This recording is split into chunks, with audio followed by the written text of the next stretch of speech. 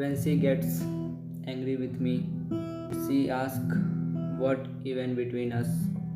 Then my reply, तेरा यकीन